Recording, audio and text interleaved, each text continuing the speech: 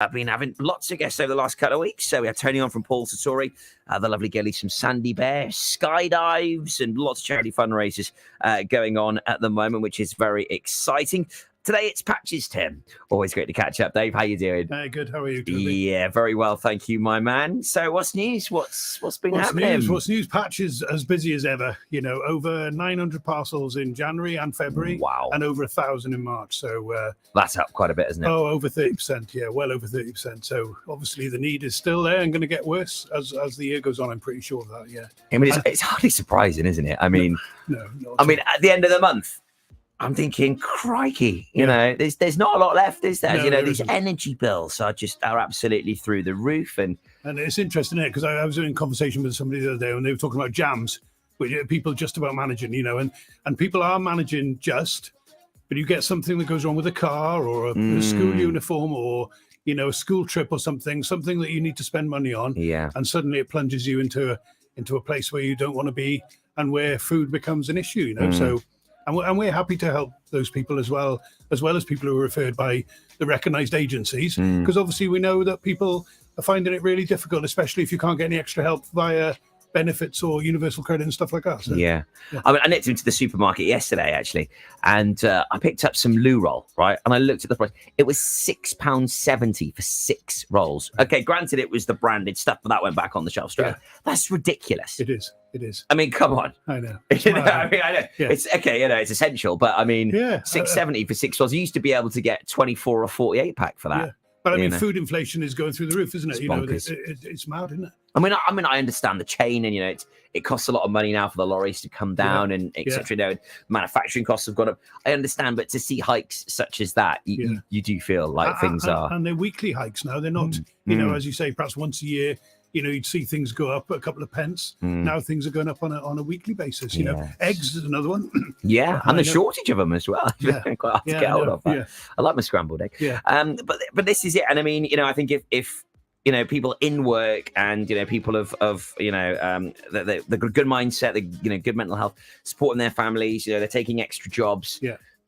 They're struggling. Absolutely. Crikey, how are people that are struggling? How are people that aren't in work, managing to cope at the moment? I know, and with the electricity subsidy now finishing from the government, I know the cap is going to come down or stay the same. But I think people are, really going to, as you say, really going to struggle. And it must be, and as you say, people in work maybe could get another job or they could do some overtime if it's available. But somebody who's not able to work on benefits, they've got nowhere to go, have they? Same as pensioners in a way. Pensioners on a fixed income, aren't they? They're seeing everything being squeezed, council tax going up, fuel costs going up, and suddenly, their fixed sum of pension, well, they can't go anywhere, can they? If they, if they can't work, so it's really difficult. I saw a really hard-hitting advert the other day. I'm not sure if you've seen it with the elderly people in the commercial, and there was this woman just sat there, freezing in her living room. I mean, amazing actress, I must say. And she was just there, freezing, picking up the phone, just to try and get help. She couldn't afford to put her heating on. And it's so sad we're in this position right now. It really is. Yeah, it is. It is very sad. And I think, to be fair, there's lots of initiatives going on there, Heat and Eat, the warm rooms, things that are going on. So there is lots of help out there. But as you say, for somebody who maybe can't get out of their house, who can't afford to put the heating on, who maybe have got no family, like a perfect storm, really, isn't it? And it is a shame, And as you say, it is great to see local government and the councils and the like. There is a lot out there. It's just knowing about it. Yeah, and I have to say, I mean, we've the local authority and the Welsh Assembly government, we've had funding from both those sources, which has been really valuable to us for buying food to give out to people. So, to be fair, they have stepped up to the mark. But all I would say now is that we need a bit more. Yeah. I mean, we've had multiple people coming in talking about these warm spaces, which is fantastic. So how's your space going in Charles Street, Milford Haven? How's the shop going? Shop's going okay. Yeah, could do with a few more volunteers. If anybody's out there thinking about volunteering, get involved, please. Yeah, get involved. Yeah, half a day, a whole day, whatever you want to do, or even mix and match with the food bank. But the shop's going okay. Yeah, ticking over nicely. We're well received. Lots of regular customers, lots of people coming in on a daily basis. We've been doing soup, as you know, 3 days a week, which has gone down really well. It's good soup. Yeah. So that's friends Taste of Haven across the road who've been making it for us.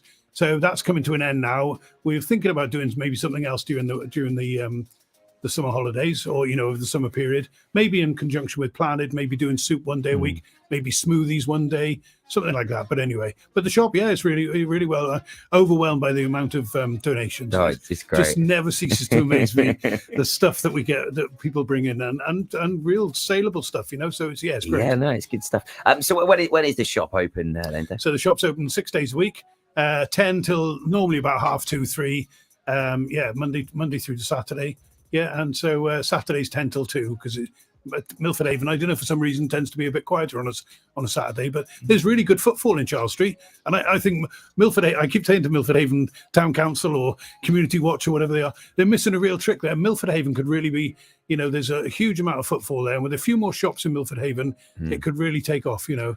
Oh, we were only talking with Visit Pembrokeshire yesterday. I mean, it's great to see how well developed the marina is, and there is a huge footfall. I mean, Milford's thriving. It's great. It's great to see. Like I say, just a few little bits in the town centre, and it'd be cooking on gas. Well, a few little bit more in the town centre, a few more shops, a shuttle bus going down to the marina and down to that retail park. Once every half an hour. I think it could really take off. It's a great idea there. Yeah. But great to see, Finley and Justin and Denty coming together to redevelop the Lord Nelson. There's a real appetite in Milford now. It's great. Plenty to do. And Boobaloo's have just opened Gigi's, is it, down by Tallulah's or Toulouis. So there are people willing to stick the neck out and get stuck in there, which is great for Milford and great for Pembrokeshire. Yeah, our friends at Sun and Stone actually taking over the old Impasto site as well. But pop in and come and see you when you're in Milford. So things are changing a little bit, Dave. Yeah, we are. We're having a change around in Patch, basically. So we're during COVID, we obviously shut down all our outreach bases and our food banks, and we retreated to Milford Haven, and we took on a delivery model. We spend over £13,000 a year. Over £13,000 last year on expenses for people to deliver, and that's just not sustainable, Toby. Because that's £13,000 we could be buying beans or tomatoes or whatever with. So we're looking to go back out into the community, back out into the county. So we opened a food bank yesterday in the VC Gallery in Pembroke Dock. Fab. We've got a room there. Thanks to the VC Gallery for that. We're opening in Haverfordwest the week after next in the Hive, and thanks to Angie and the trustees there. They've allocated us a room, so we'll be open. I think it's going to be Monday and Friday in Haverfordwest. Obviously, Milford Haven will be closed now on a Tuesday and a Thursday, so open Monday, Wednesday, Friday. We've got the food bank in the Old Chapel in Tenby, which is open from Tuesday to Saturday. And then also we're going to have some pickup points, so people can go. The bags of food will be there ready, all made up in the Foundry House, Preselli Lettings in Lettston, and also in on the Mount Estate in the community centre there. Right. So people won't be that far away from being able to access food. And as I say, the driver behind that is two-pronged, really. A, to save us some money, and B, to put us back out in the community. And also, when I was a referring agent, when I worked in education, we used to go along with our referral, with our foods, with our slip of paper. We'd go to one of the food banks, we'd request the food, they would make it up, they would give it to us. And it was a good opportunity to go and see the service user that you're delivering, getting food for, and to have a chat with them and to engage with them.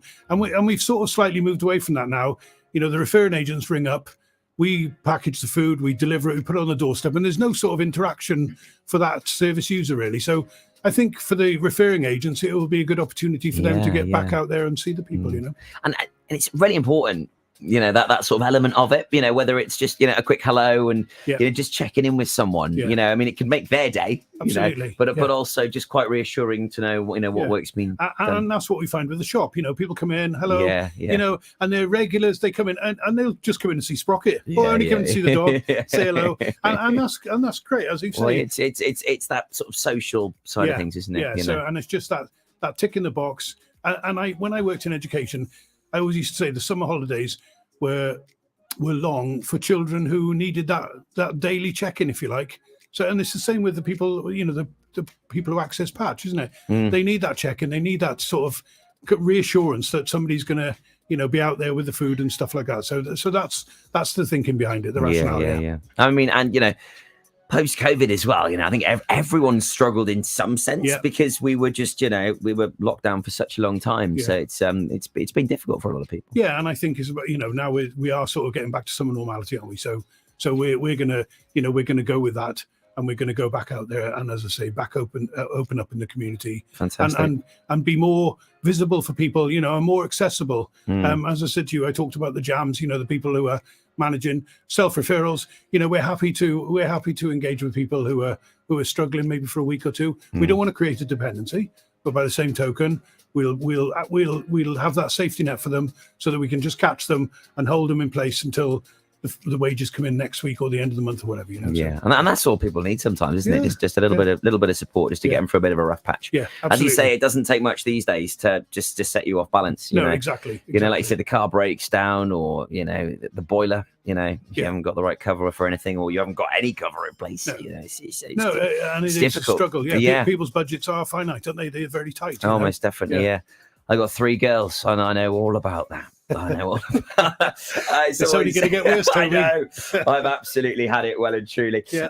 H has been in touch. He says, "Hi, Dave." Hi, H. How are you? Yeah, she's good. She's probably having a well-deserved cup of tea today.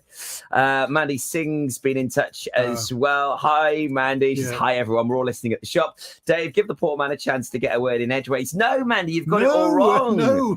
He's the guest. Absolutely. Dave is my guest. I love it when the guests go off and have a chat. Thanks for the mention. We all cheered. Lots of love from Mandy. Chrissy, Cindy, and Kath, the A team. Oh, you're a fabulous team. Well done, girls. Well done, Patchites. And of course, you can join them as well. Check out patchcharity.co.uk. All the details are on there. Like you said, Dave, if someone could just give, half a day, a couple of days a week, whatever. Yeah, a couple of hours, whatever, and we have great fun. The girls are, I bet you could speak to anyone. I can vouch for that. They shouldn't be listening to the radio, really. And when I get back to, Hey, there's something wrong with having the radio on in the background. What are you on about? Yeah. Oh, fantastic. Great stuff, Dave. Thanks for popping in. It's always a pleasure having you on, my man. Yeah. Great support for us. Yeah, no, thanks, buddy. Patchcharity.org.uk. All the details on there. If you want to donate or give some help, then please do check out the website there. Lewis Capaldi, love this tune. Pointless plays next. Latest news on the way for you next at 12. Come on. You're still as slow as you were this time last year. All right.